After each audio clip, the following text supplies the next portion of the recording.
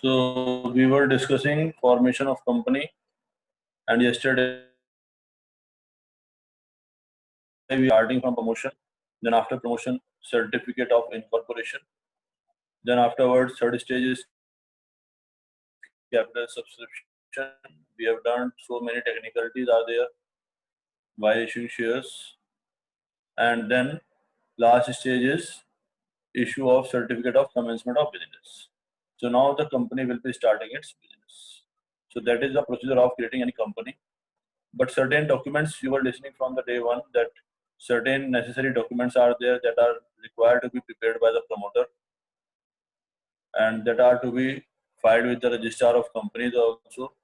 And if somehow you are dealing with any company, you are entering into any contract with the company, you are supposed to go through the memorandum of association and article of association of that company before you enter into any contract with that company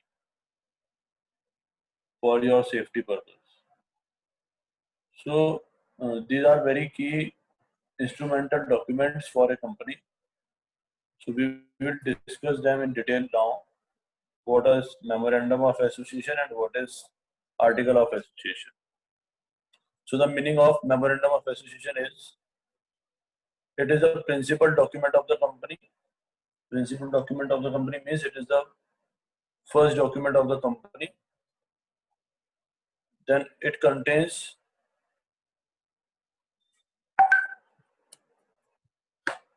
the powers and objectives of the company. Powers and objectives of the company means what is the scope of the company, uh, with what objective the company has been established. Then second thing, what are the tasks which a company can adopt and what are the tasks which a company cannot do. So that particular company is authorized for what type of tasks, that you will come to know from this memorandum of association. The scope of its operations, again, uh, what type of activities it can undertake, for what type of activities it is authorized, that you will come to know from memorandum of association. Now there are 6 clauses in the memorandum of association. First clause is called name clause. Then second clause is registered office clause. Then third clause is object clause. Then fourth one is liability clause. Fifth one is capital clause, and last one is association clause. So these are the 6 parts of memorandum of association. So it is also termed as contents of memorandum of association. Now what is written inside these clauses that we will be discussing now. So first clause is name clause. As the name clause itself is signifying that in this clause you will be mentioning the name of the company. So it contains the name of the company as approved by registrar of companies. At the stage of promotion, you remember that you have filed uh, 3 names. You have proposed 3 names for the company to the registrar, and the registrar will allot the name which he will think fit for your company, as, and as well as for the legal proceedings also. Like suppose if you feel that this name will mislead the public, it will get confused with the some other company also, then that name will not be allotted to you. So whatever the name has been allotted to you by the registrar, that name will be printed here, that this is the name of the company. Then second thing is registered office clause. So each and every company is supposed to have one office, one registered office, where it can be reached through postal services, or if someone wants to visit to meet any authority, then that is the address where your authorities can be met. So registered office clause will be having your address. This clause is also known as situation clause or domicile clause. The other names of this clause is also given here. It is known as situation clause or domicile clause. It contains the name of state in which registered office of the company is proposed to be situated. So where, in which state your registered office will get situated, that proposed state, name of the state will be mentioned here. Then third one is object clause. It is a very, very important clause for the memorandum of association. So it is divided into two sub clauses. The first part is the main objects. So it contains the main objects for which the company is formed. Like suppose you are forming a company that will be manufacturing mobile phones. So the main object will be that manufacturing of mobile phones as well as selling of the manufactured mobile phones. So this will be your main object. This will be your operating activity. Then other objects. What other activities that company can undertake? So it includes object passed by special resolution or ordinary resolution and permitted by central government. Now there are two types of resolution mentioned in this sentence: special resolution and ordinary resolution. I will brief out little bit meaning of these things. See, every company has to conduct an annual general meeting once in a year with its shareholders.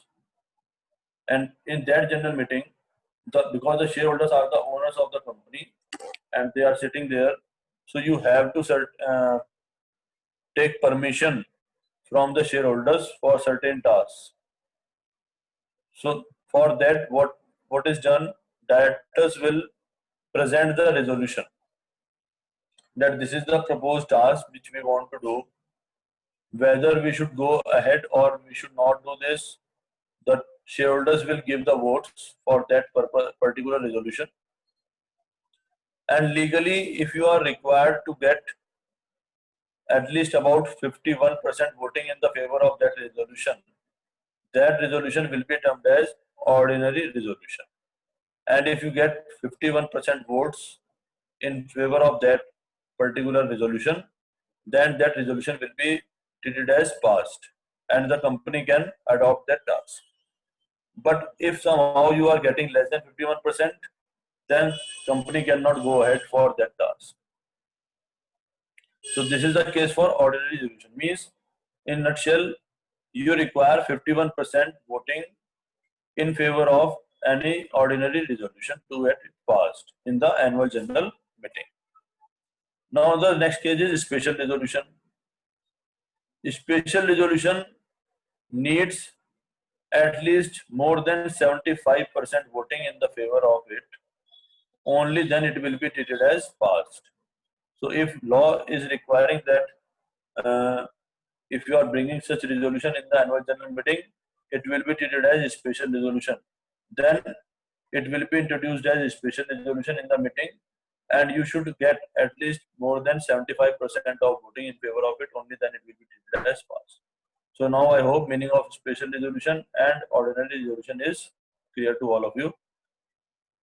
So whatever objects company has adopted with the passing of either special resolution or ordinary resolution in the annual general meeting, and if it is permitted by central government also, these objects are included in the object clause.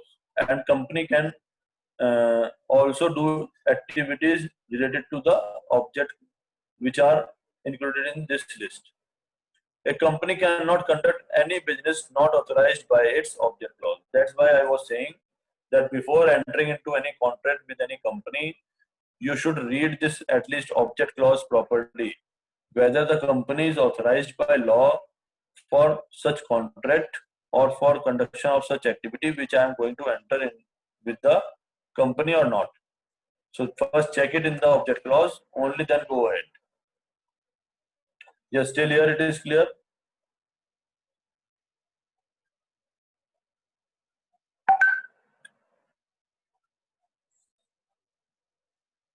Now the next one is liability clause.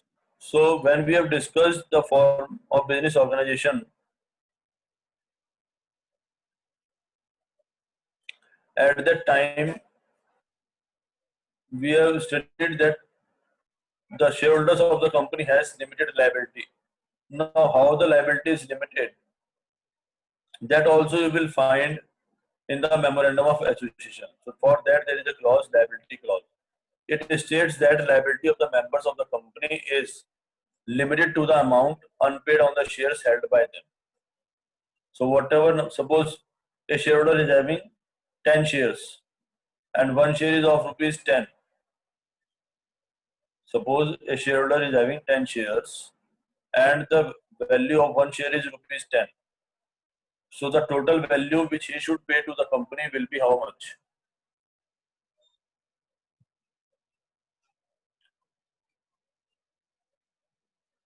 The shareholder is having 10 shares and the value of one share is rupees 10. I am asking the total liability of the shareholder, what amount he should pay to the company. What amount he is liable to pay to the company for that 10 shares. Yes, very good, very good. 100 rupees, obviously. Now suppose he has paid rupees 40. Then how much the liability will be there? If out of 100 he has paid rupees 40. Yes, very good, very good. Then his liability will be 60.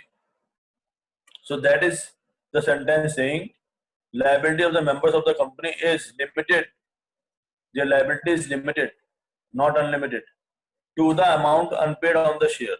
Whatever the amount remain unpaid on the shares, like in our example it is 60, that is liability of the shareholder only, that he is liable to pay rupees 60 to the company whenever the company demands. Not more than that, he will be bound to pay any single penny. The next clause is capital clause.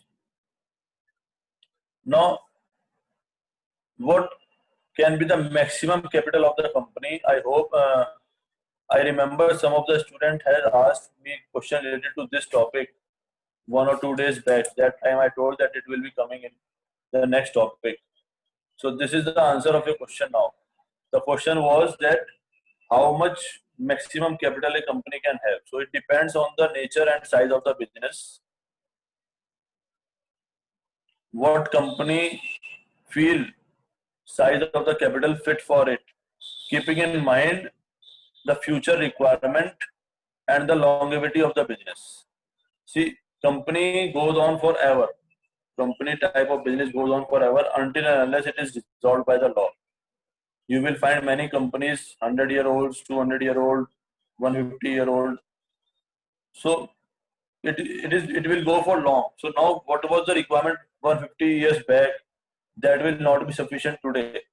So you have to keep in mind the future requirements also. So it specifies the maximum capital which the company is authorized to raise through issue of shares.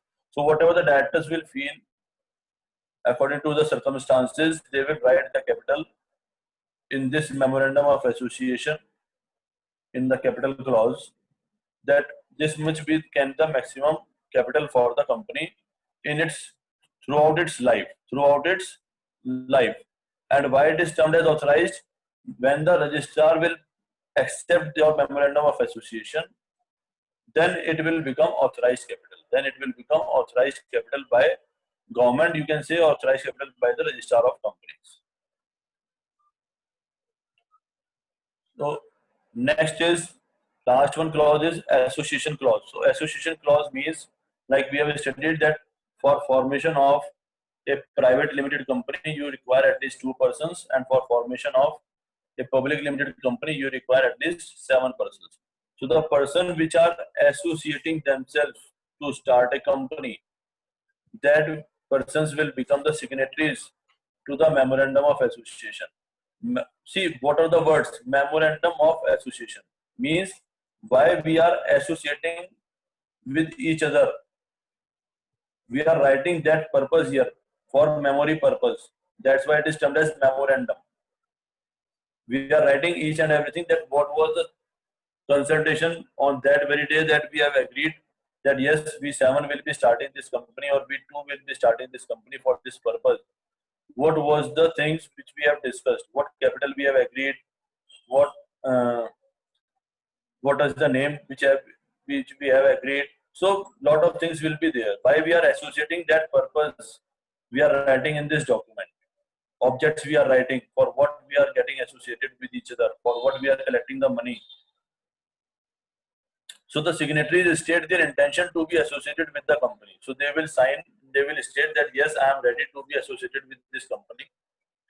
Then they give their consent to purchase qualification shares. Legally, they are required to purchase some shares in the company so that they should have some interest in the company. They should have some ownership in the company.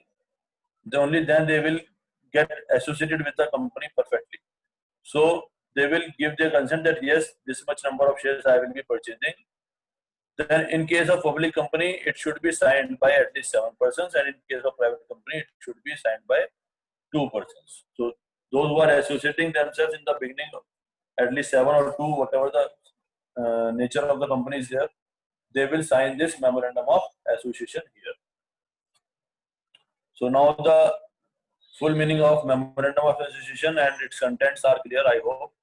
Now coming to the next very important document, that is articles of association. So articles are just like sections are written in the Companies Act or any other act. So it is also a document of the company. The sections of this document are termed as articles. Like in Constitution, you might have heard about Article 370 that has been abolished 1 year back. So in our Constitution also sections are not there, there are articles. But it is of the same nature like sections are there.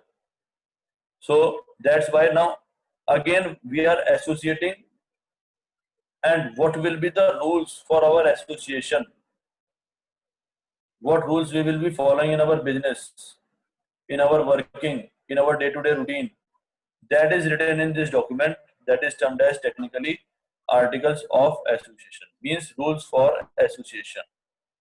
What rules will be applicable for different type of transactions, different type of activities, doing different type of achieving different type of objectives, that will be laid down in this important document.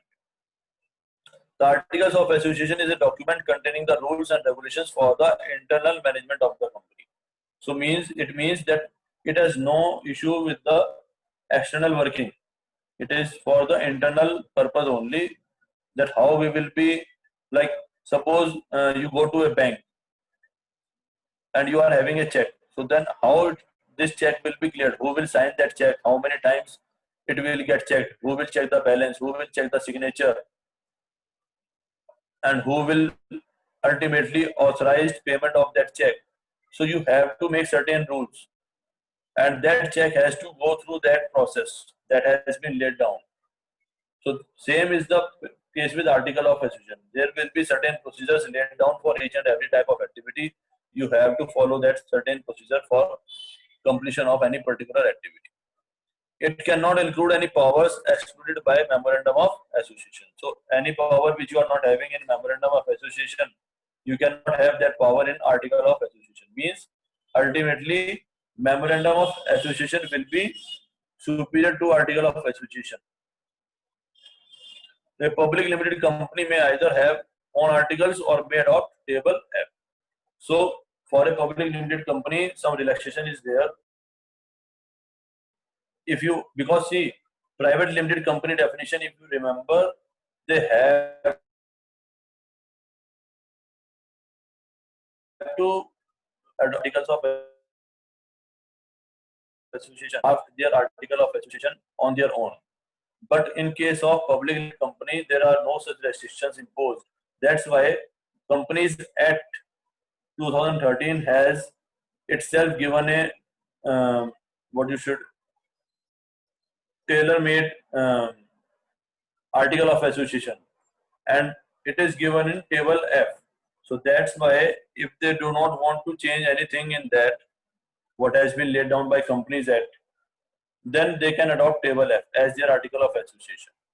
But if they wish some changes there, then they can make their own article of association also, but within the purview of their memorandum of association as well as the ruling act, that is Companies Act 2013. They cannot go beyond that. Yes, please. Both statements are clear. Both documents are clear. Memorandum of association and article of association.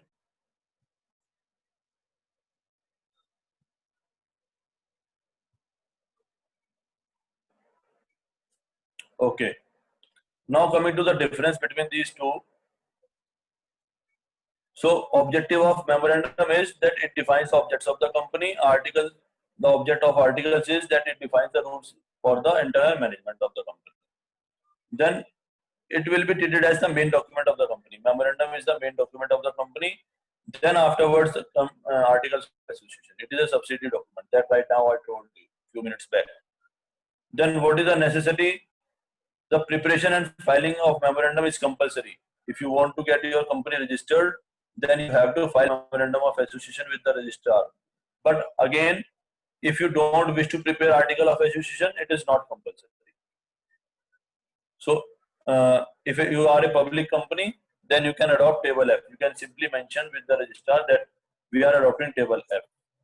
Alteration. So if you are wishing to change any of the clause in the memorandum of association, it is a very technical procedure. It is a very complex procedure. So it is a difficult and lengthy process and also requires approval of government. It also requires approval from government if you are making any change in the memorandum of association, because whatever the contracts you have done, that you have been done on the basis of that memorandum of association. So sometimes the running contracts may become void or illegal due to some changes in the memorandum of association. So a lot of things have to be verified. Only then you can make alteration in your memorandum of association.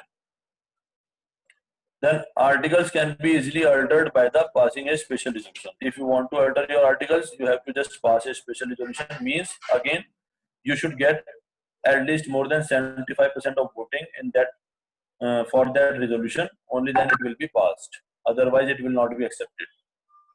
Validity. Acts done beyond the scope of memorandum are invalid. Whatever you are doing outside the power of memorandum of association, they accepted. But if you have done somehow by mistake something beyond the powers given by articles of association, that can be ratified by the shareholders by passing a special resolution. Means that can also be accepted if shareholders accept that by a special resolution. Then that act will be become authorized. Relationship. So memorandum defines the relationship between the company and outsider. It is a document for the outsiders. But article of association is a document for the members and the management, for the shareholders and the management. So this is all about the difference between memorandum and articles of association. Still, if you feel any query, you can ask.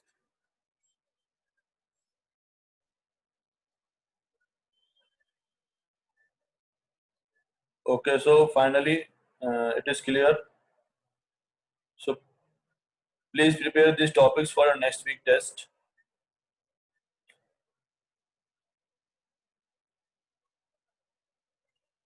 Learn them properly.